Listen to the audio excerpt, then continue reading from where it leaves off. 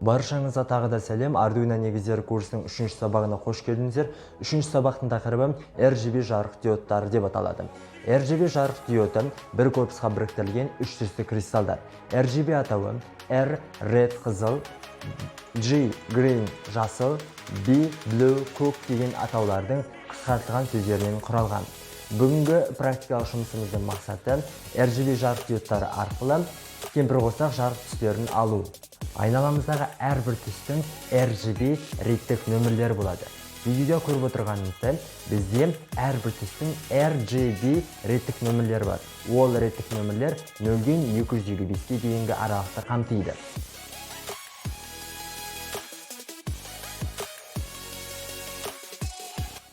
Freezing платформасында бүгінгі практикалық жұмысымызды жасаймыз. Макеттік платамызға RGB жарық диодын алып келеміз. RGB жарық диодының оң жақтағы ең шеткі нүктесі ол бізде көк түсті анод. Ал одан кейінгісі жасыл түсті анод. Көріп отырғанымыздай көк түсті, одан кейінгісі жасыл түсті. Ал одан кейінгі катод, яғни жерге тұйықталатын бөлігі. Ал сол жақтағы шеткі нүктедегі тұрған пиніміз ол бізде қызыл анод. Яғни катодымызды осы жерден ground бөлікке groundға жалғап жатырмыз. Жерге тұйықтап жатырмыз. Ал көгімізді, көк түсті анодты біз 9-шы digital пинға жалғаймыз.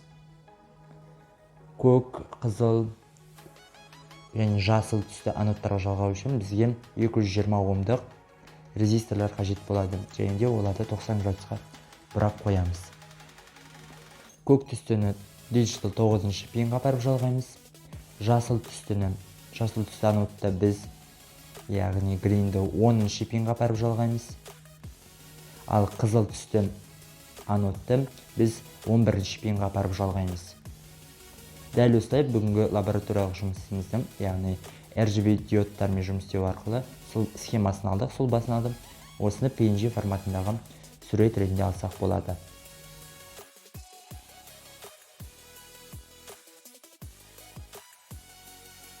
Arduino IDE платформасында біз бүгінгі практикалық жұмыстың проектіміздің скетчін жазамыз. Алғашқы айнымалы ретінде біз digital 9-шы, 10-шы, 11-шы пиндарға жалғаған айнымаларды беріп алуымыз керек. Ол бізде red, green, blue айнымалы ретінде беріп, бірінші айнымаларыны біз red деп, яғни қызылды біз 11-шы пинға апарып жалғаған болатынбыз. Integer типті және константты өзгермейтін. Және де көшіріп алып келіп, атауларын өзгертіп, greenді біз 10-шы пинға жалғадық, ал біз blue'ді, көк түстіні біз 9-шы пинға жалғадық. Және де қосымша айнымалы ретінде біз int red, int green, int blue деп кішкентай әріптермен беріп кетеміз. Қосымша айнымалар бізге келесі функцияларда қажет болады. Және де setup функциясында біз алған айнымаларымызды redті, greenді, blue'ді үлкен әріппен жазылған айнымаларды біз конфигурациялаймыз. Олар бізде output. Әуелі бізде жаңа функция құрып аламыз, set RGB. Ол бізге кемпір қосақтың түсінің палитрасын алу үшін қажет болады.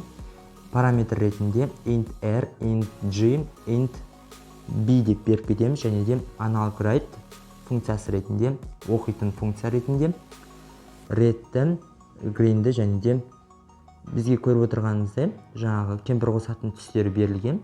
Сол түстер бойынша палитра 0-ден 225-ке дейінгі аралықты береді. Яғни бізде redті 255, greenді 0-ді, blue 0 деп беріп кетеміз.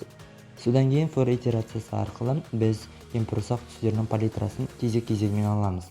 Яғни redтен 0-ден 255-ке дейін, greenді 0-ден 255-ке дейін, blue'ді де тоже 0-ден 255-ке дейінгі аралықты түстерді беру арқылы ала аламыз. Әрбір for циклі арқылы кемпір қосақтың 7 түсін аламыз. Компиляцияға бергенде дұрыс орындалады. Tinkercad онлайн сервисінде өткен сабақта RGB диодының бір анод, яғни көк түсті анодты қарастырмай кеткен болатынбыз. Осы жолы енді біз көк түсті анодты қарастырамыз. Ол үшін бізге келесідей, яғни резистор қажет болады. Яғни RGB диодында көк, қызыл, жасыл түсті бар. Алдыңғы сабақта дуалетті біз көк түсіне қалдырып кеткен болатынбыз, екі түсті керек болып. Осы жерде 220 омдық резисторды қолдану арқылы көк түстіні біз 9 пинға апарып жалғаймыз. Көріп отырғанымыз 9 пинға апарып жалғадық. Жалғағышымды дұрыстап қойып, бізге сұлбамызды, схемамызды алдық. Ендігі бізде скетчін жазу керек. Ол үшін Arduino IDедағы дайын кодты алып, апарып қоямыз. Моделіне берген кезде біз кемпірқосақ түстерінің палитрасын алып жатырмыз, яғни өзгерісін байқап жатырмыз.